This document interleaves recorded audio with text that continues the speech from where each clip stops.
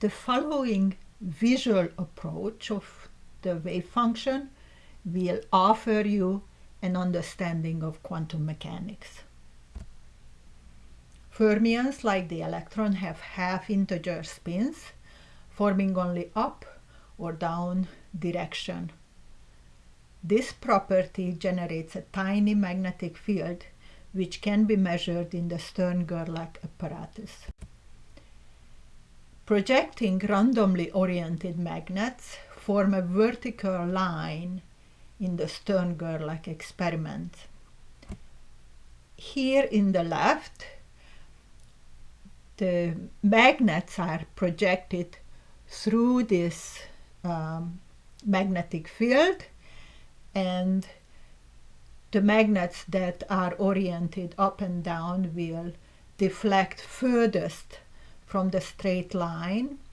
The ones that are oriented horizontally will maintain their direction. Overall, the particles will form a vertical line on the screen. When the experiment is done with particles such as electrons, then the particles will deflect in an up or down direction. No signal will be found in between them.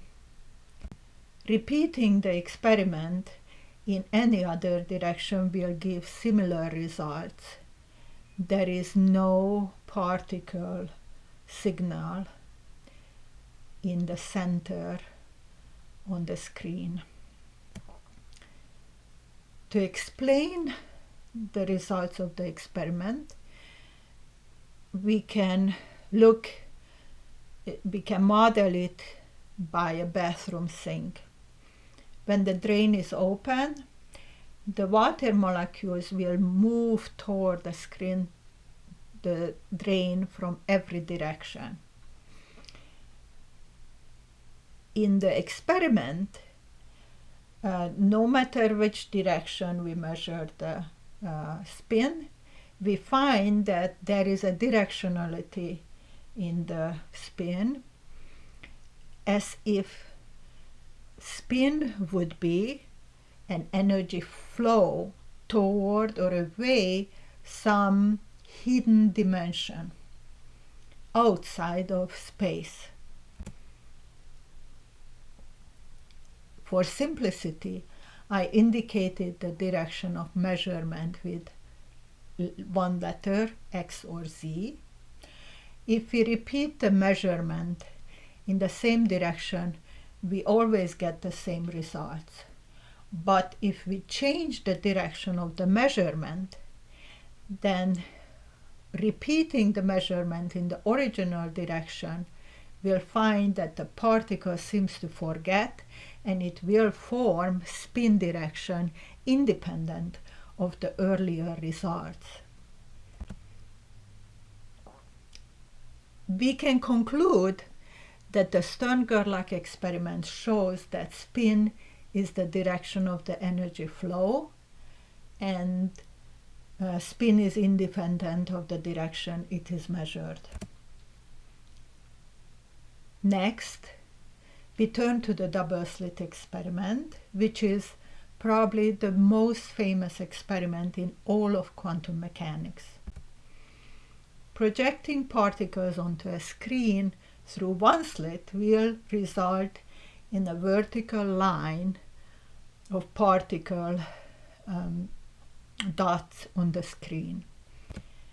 If we have two slits, the famous double slit, then we will have an interference pattern on the screen, indicating that the particles are really wave functions.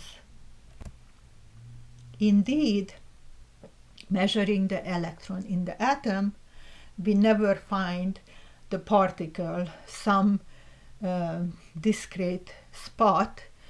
Instead, the particle will produce a probability function with lighter colors indicating the higher probability.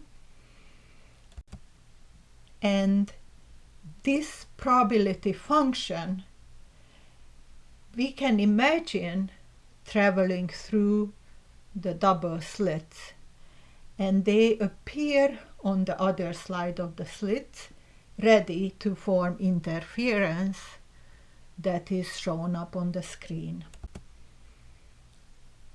Placing a detector behind one of the slits produces a dot on the screen. Interference is cancelled. Even more interesting, that the dot, the particle dot on the screen, can appear behind the slit opposite to the location of the detector. Repeating the experiment continuously, we find that the dots accumulate behind either of the slits and produce two vertical lines on the screen. Interference is cancelled. If we place the detector closer to the screen and further away from the slits, we can place the detector millions of light years away from the double slit. As long as the particle wave function arrives at the detector undisturbed, interaction will produce one single dot on the screen behind one of the slits. So, interaction is a decoherence, literally the loss of coherence of the wave function. The particle's wave function has a discrete energy level, and interaction is the moment of the switch between two energy levels. The disturbed wave function reformulates itself, and it forgets its earlier intention to interfere, its earlier spin, which leads to casualty in the physical world. Spin leads to the spinor behavior of fermions, such as the electron. Rotating the wave function by 360 degrees, one full turn, turns it into its negative. It takes 720 degrees or 2 full turns to restore the original wave function. So, spin is the energy flow toward or away from the particle. In practice, particles are often entangled, which neutralizes this energy flow. This is what happens, for example, in the atom, where two electrons are entangled. So, entanglement and interaction conserves the total spin, and leading to another conservation principle of physics. Spinor rotation requires that the wave function is doubly connected to some field.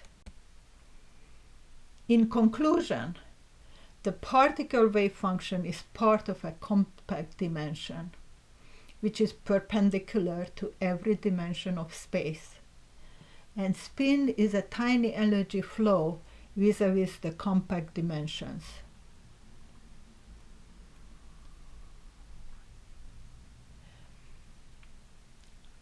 This presentation of spin, entanglement, interference, or interaction offers a straightforward and logical interpretation of quantum physics. You can contact me with questions, criticism, or suggestions through social media. You can find my books. The Science of Consciousness is the physical foundation of reality. The Power of Joy is a practical guide for self-betterment, and the Visions of Hope is reflections for people with chronic disease. My upcoming book, The Science of Emotions, offers a physical foundations of the mind and emotions.